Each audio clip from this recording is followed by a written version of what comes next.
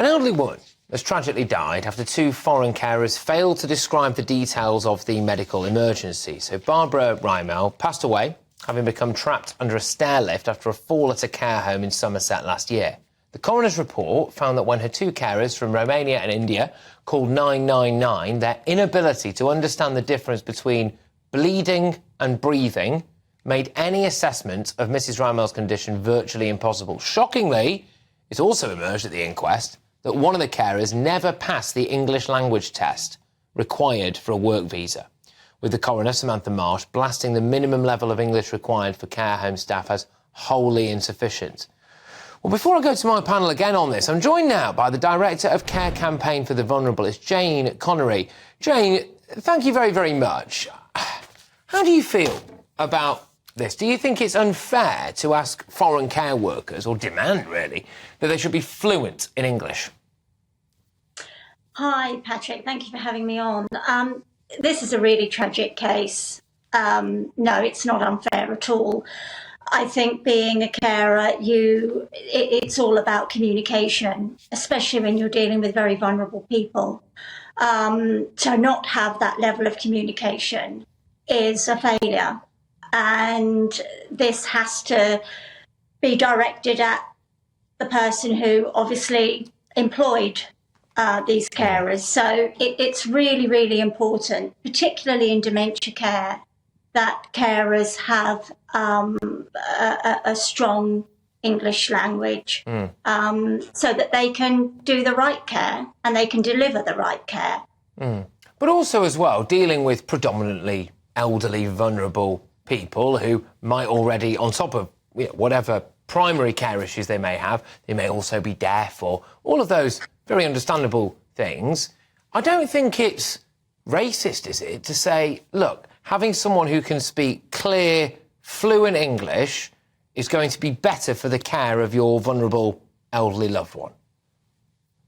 Absolutely not. I don't know why that's even stated. It's like saying, you can be a doctor, but you don't have to necessarily train on how the body functions. Being a carer, it's the main requisite to have the right communication. I have personal experience of this with my mum when she had home care, and I was advised by the provider to use Google Translate to actually talk to the carer.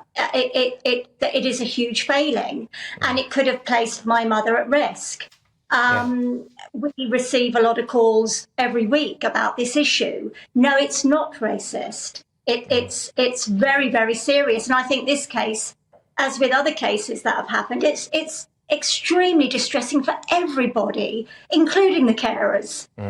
No, indeed. Look, thank you very, very much, Jane, for coming on and just giving us the truth and the reality, really, of what it's like. That's the Director of the Care Campaign for the Vulnerable, Jane Connery. So, it's a widespread issue.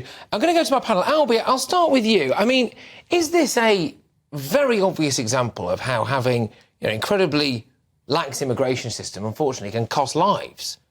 I think we've got to look at why is it that the English language skills required to be a carer are so low, and why is it that all the carers, many of the carers that we seem to have in Britain are immigrants. Is because British people don't want to do the job, and the reason why British people don't want to do the job is because the wages aren't very high, and the reason the wages aren't very high is because we import immigrant labour, which depresses wages. So it's this insolvable problem, and we're here talking about the symptoms of a problem rather than actually looking at how to solve the problem. And we'll solve the problem by increasing care wages, and we'll solve the problem by reducing migration. OK, look, Rebecca, I'm going to throw it over to you here. How do you feel about this? I mean, obviously, it's a 91-year-old lady, isn't it? Yeah, I mean, listen, she was 91 and she had Alzheimer's, so there was a complicated medical history here. However, the nature of the accident was actually fairly horrible. What I'm confused by, though, is that in terms of these carers trying to talk to 999, there are many examples of toddlers being able to get the ambulance to come. I am concerned by the way that the ambulance system works in this country, that they rang and they were clearly in distress. They should have sent somebody immediately without needing to go through nine questions about bleeding versus breathing. If if someone's distressed, they should have sent someone. That is an NHS problem. There is also the wider problem of people who speak fluent English in the country don't want to be carers. I think as a country we're too reliant on care homes and carers because we don't do enough to look after our own elderly relatives, which creates this industry for profit-making care homes, which pay people terrible wages and therefore can only get people who don't really want to do the job, who don't speak fluent English. OK, Suzanne, your take on this. I mean, this, for me, is an incredibly widespread problem. And the idea on top of it was that no one had checked to see if any of them had actually passed their English exam. It's really shocking. There's no doubt been an abject failure here on the part of those employing these people. But I just get incensed by this. The way we treat carers in care homes, it's appalling. Rebecca mentioned, Albie said too, the wages are terrible. The starting salary is £14,000 a year. How are you supposed to live on that unless you're living with your parents, say? How are you supposed to even think about renting somewhere in London on that kind of a very low salary? And yet the job is mentally, physically, emotionally draining. And it's about time somebody actually shook it up, did something about it and started to pay people. But it's not any excuse for having someone there who can't talk the language. No, it's not. But my point is, Patrick, if they were paid £30,000 a year, people would be queuing up to do the job. We wouldn't need to be exploiting foreign migrant labour, which is what we're doing here. We're saying, oh, you're foreign, you can come and do the cheap jobs that we don't want to do. That is what's a form of racism, in my view. I think it's appalling, and it leads to tragedies like these. And my worry is the government's obviously got to respond to this coroner's report, and I know what they'll say. It'll be, we have learnt lessons, because lessons are always learnt. The truth is, lessons never are.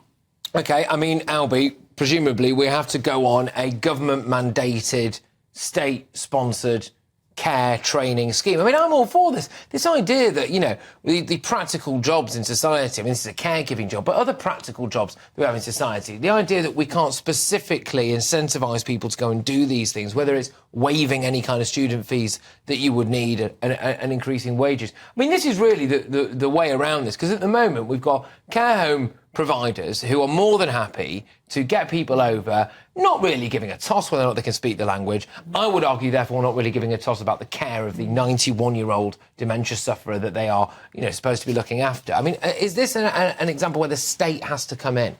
The state does need to come in, and we've had Conservative Prime Minister after Conservative Prime Minister say they're going to sort out the care sector in this country, they're going to sort out social care, but then whenever they put something on the table, because it's so expensive, because we need to raise wages and it's expensive to care for people, people are not happy with the way that we fund it. People weren't happy with Theresa May's idea for people to use people's homes to fund it. People don't want to raise taxes, so we can't pay for it that way.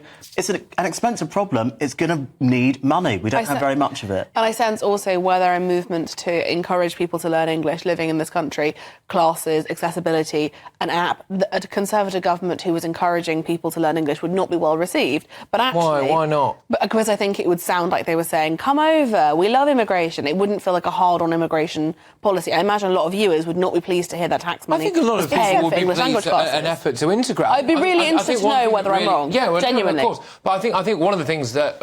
email, gbnews.com. I do think that one of the things that people really get very wound up about is a perceived lack of integration. Language is the biggest barrier to that. Good stuff. Thank you very much, everybody. Difficult topic to cover.